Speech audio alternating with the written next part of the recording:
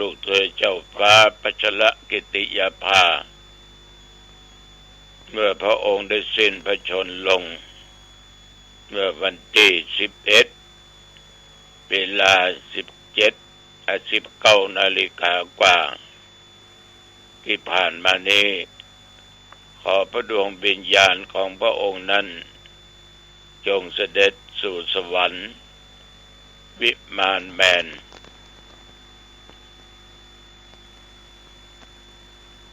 โยมทั้งหลาย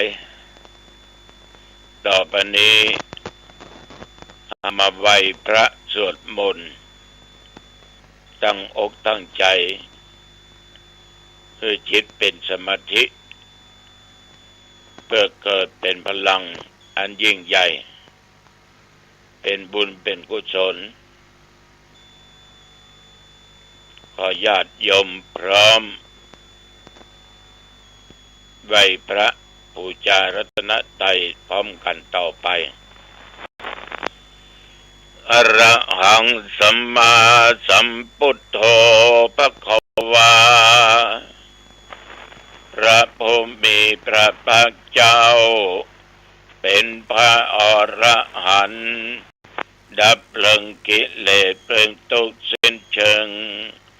ตรัสรู้ชอบได้โดยพระองค์เองพุทธังภคะตังอภิวาเทมิข้าพเจ้าอภิวาทพระผู้มีพระภาคเจ้าผู้รู้ผู้ตื่นผู้เบิกบานกราบพระพุทธ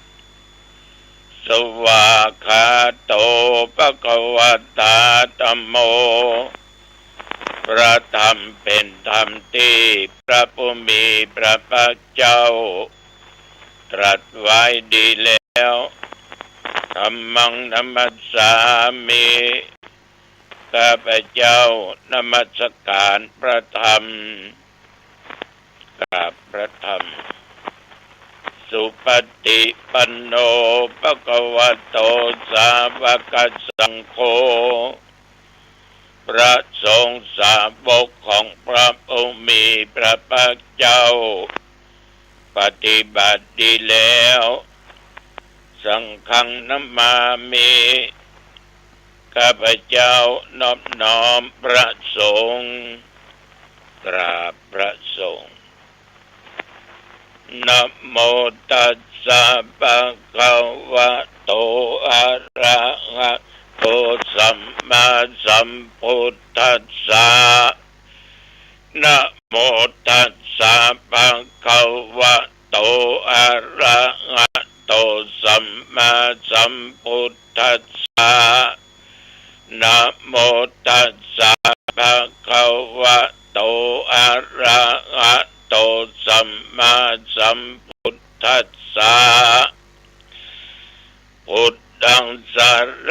ณังคัจฉามิธัมมังสรณังคัจฉามิสังฆังสรณังคัจฉามิตุติยัมปิพุทธังสรณังคัจฉามิตุติยัมปิธัมมังสร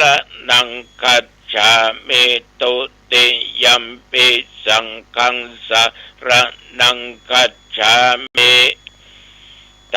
ติยัมปิพุทธังสรณังคัจฉามิตติยัมปิธัมมังสรณังคัจฉามิตติยัมปิสังฆังสรณังคัจฉา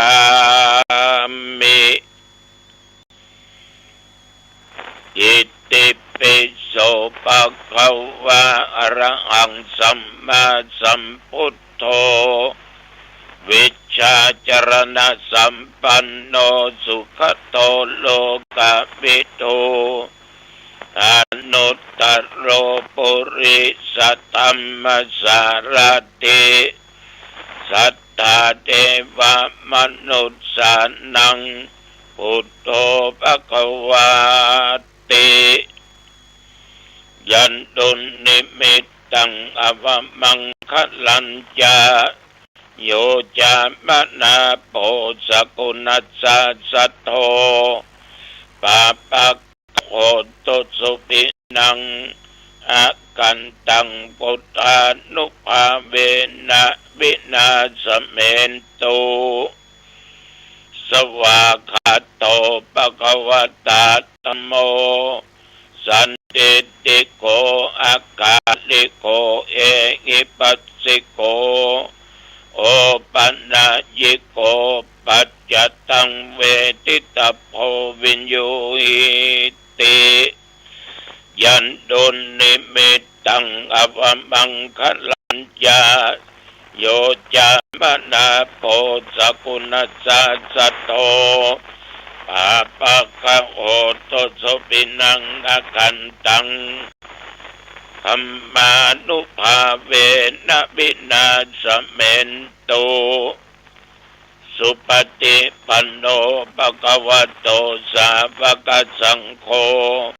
อุจุปฏิปันโนภะคะวะโตสาวกสังโฆยายะปฏิปันโนภะคะวะโตสาวกสังโฆสามีจิปฏิปันโนภะคะวะโตสาวกสังโฆญาติตังจัตตาริปุริสยุคานิอัตถาปุริสปุกลาเอสะภะคะวะโตสาวกสังโฆ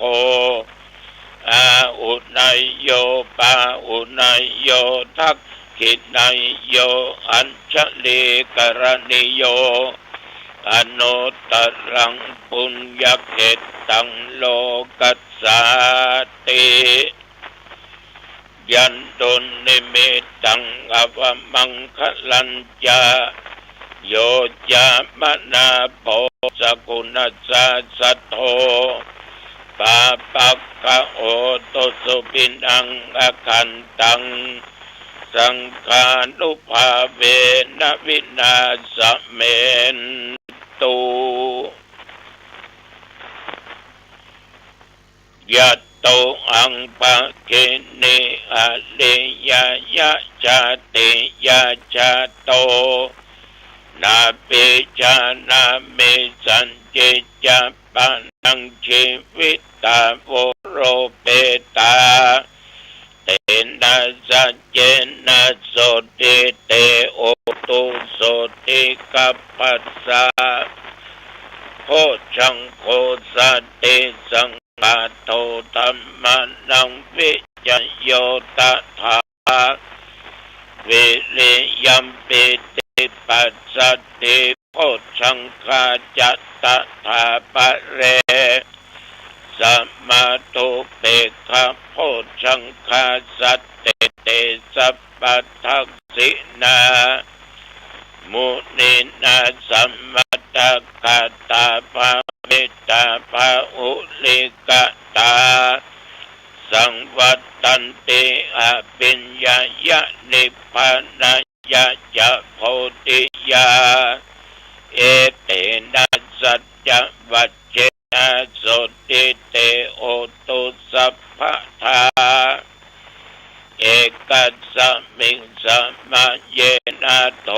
โมคัลลานัญจกัสสปังกิลาเนตุกิเตติสวาโพชังเกสัตตะเตสัญเยเตจะตังอภินันติตวาโรคามุตจิงสุตังกันเนเอเตนะสัจจวัจเจนะโสติเตโอตุสัพพะทาเอกทาตัมปะราชาภิเขลัญเยนะปิปิริโตจุนดาเตเรนะตัญเยวะภนาเปตวานะสัทธัลลังสัมโมติตวาจะอาปาตาตัมหะพุทธสิทานะโสเอเตนะสัจจวัจเจนะโสติเตโอตุสัพพะทาปะหินาเตจะอภัทธา ตินันนัมปิมะเยสินังมัคคะอัตตะกิเลสะปะปัตตานุปติธัมมะตังเอเตนะสัจจะวัจเจนะโสติเตโอตุสัพพทาสักกัตตัวพุทธรัตนังโอสตังอุตตมังวะรังอิตังเทวมนุสสานังพุทธเตเจนะโสตินะนัสสันตุปัตตวาสเปทุกขาวุปัสสะเมนตุเตสักกัตตัวธัมมรัตนังโอสตังอุตตมังวะรัง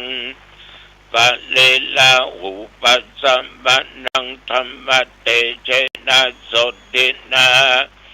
นัสสันตุปัตตวาสเปพยาวุปัสสะเมนตุเตสักกัตตัวสังฆรัตนังโอสตังอุตตมังวะรังอาอุนายังภาอุนายังสังฆเตเชนะโสตินะนัสสันตุปัตตวาสเปโรกาวุปัสสะเมนตุเตนัตถิเมสรนังอัญญังพุทโธเมสรนังวะรังเอเตนะสัจจะวัจเจนะโอตุเตชะยะมังคลังนัตถิเมสรนังอัญญังธัมโมเมสรนังวะรังเอเตนะสัจจะวัจเจนะ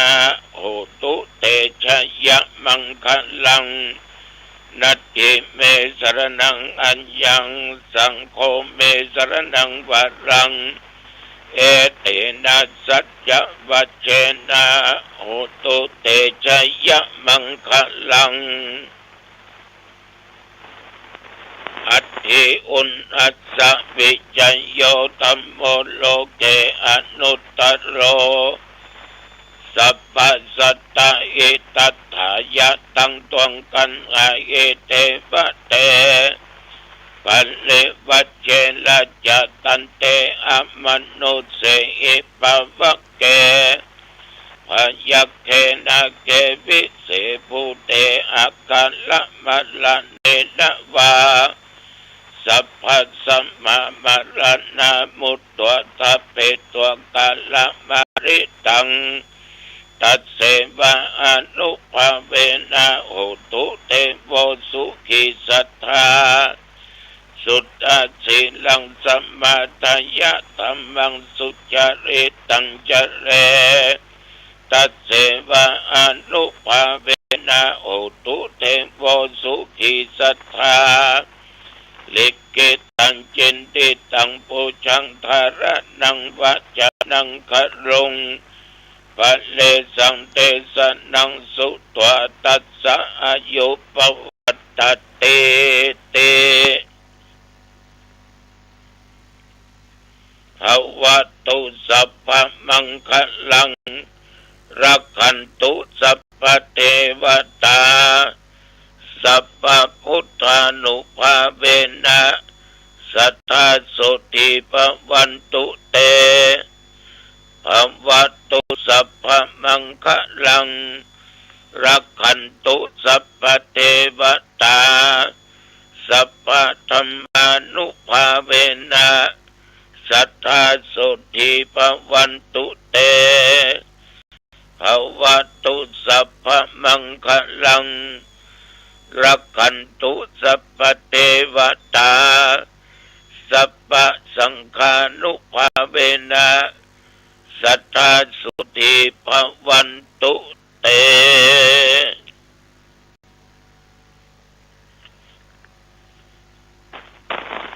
ด้วยบทพุทธานุภาพธรรมานุภาพสังฆานุภาพบทสวดมนต์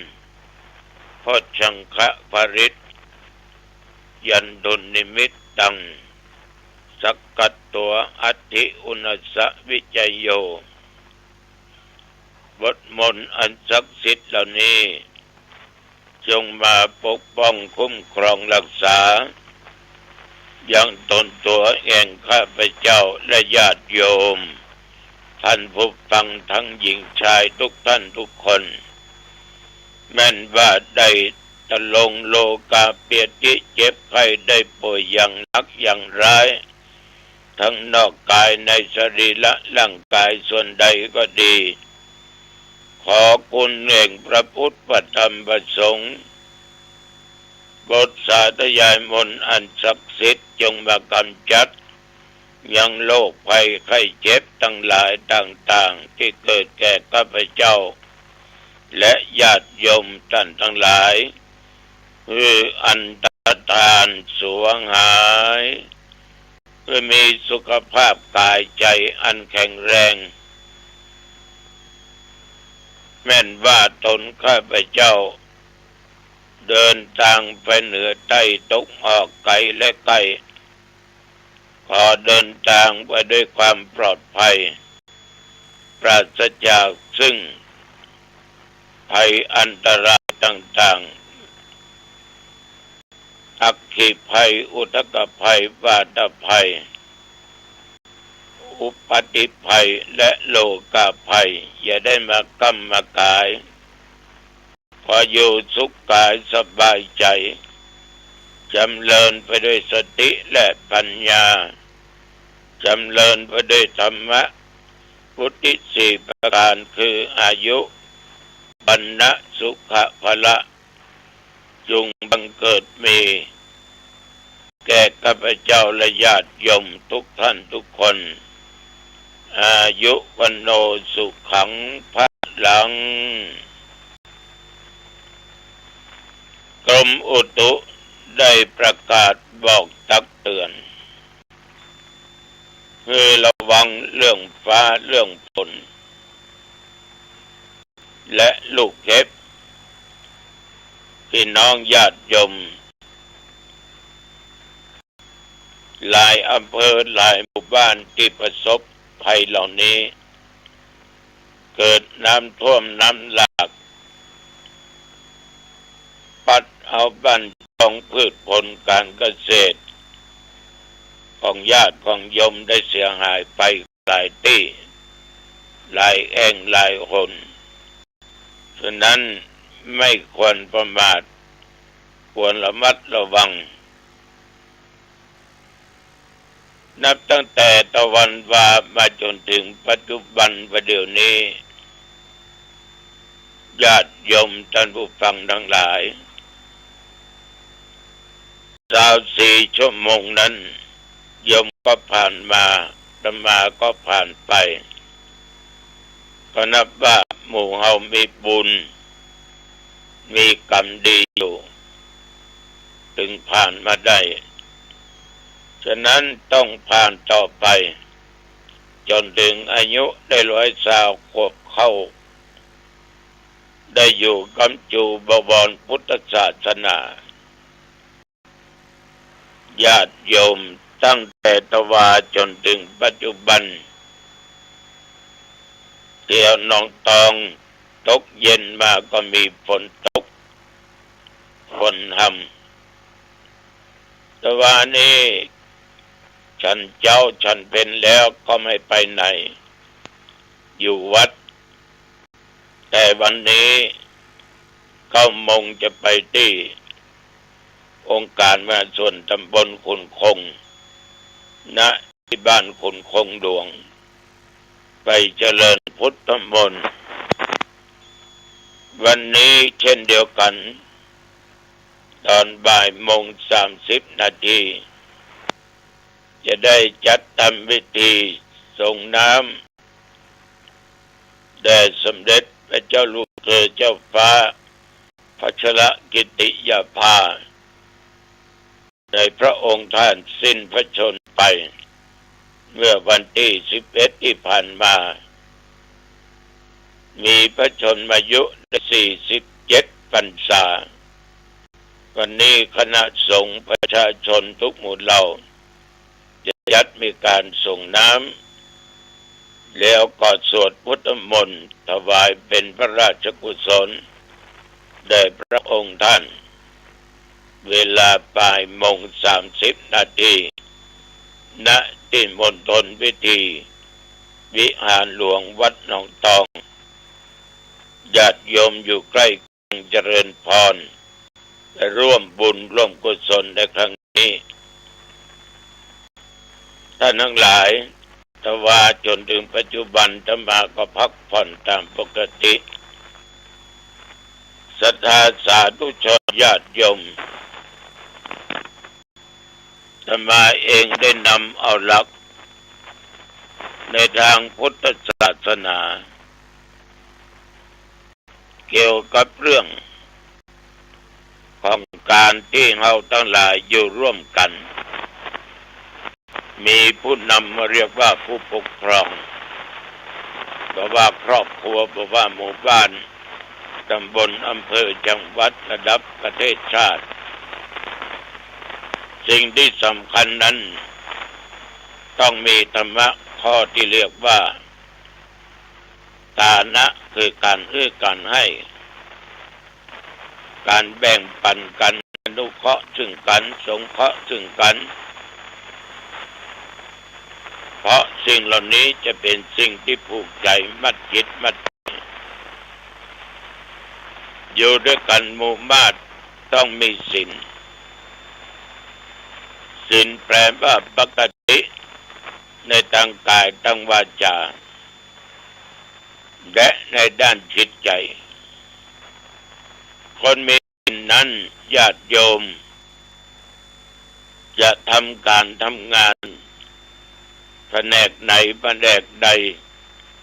หน้าที่อย่างใดก็ตามจะเป็นผู้ที่ประกอบการงานนั้นด้วยความสุจริตธรรมมีความประพฤติปฏิบัติอันดีงามเพราะว่าคนนั้นมีศีลย่อมจะเกิดความสำรวมขึ้นทางกายทางวาจาตลอดจนถึงการสุจริตรักษากิตติคุณเกียรติคุณประพฤติสมควรแก่การที่เป็นตัวอย่างอย่างยิ่งและเป็นแบบอย่างต่อคนต่อไปคนที่มีความสุจริตเพราะมีศีลย่อมจะเป็นที่เคารพเป็นที่นับถือของคนที่ใกล้ชิดและทำงานร่วมกันจะระดับไหนก็ตามระดับประเทศชาติก็ตามเพราะคนนั้นเป็นคนมีศีลเป็นคนประพฤติแต่ทางที่ดีคือทางสุจริตธรรมจะมีคนอู้ถึงอยู่ตลอดแต่ในทางที่ดีบ่ได้อู้ดูถูกดูแคลนว่าเขานั้นเป็นคนที่บาสุจริตใจเป็นคนทุจริตฉะนั้นทุกคนที่จะเป็นผู้นำต้องรักษาศีลได้นอกจากทานแล้วต้องมีศีลเอาทานอย่างเดียวแต่ขาดศีลก็ไร้ค่าผลของการทานนั้นมันจะลดน้อยถอยลงไปเพราะสิ่งที่เอามามันเป็นทุจริตไปเพราะเหตุใดเพราะเอาขาดศีลอยู่ร่วมกันนอกจากมีศีลมีธรรมเขาจะต้องบำเพ็ญและบำเพ็ญกิจของตัวเองที่อยู่กับคนหมู่มากสิ่งนี้สำคัญคือการเสียสละเขาสามารถเสียสละความสุขความสำราญส่วนตัวเป็นต้นบางคนเสียสละแม้แต่ชีวิตเพื่อประเทศชาติเหมือนทหารทั้งหลายที่อยู่ตามรั้วชายแดน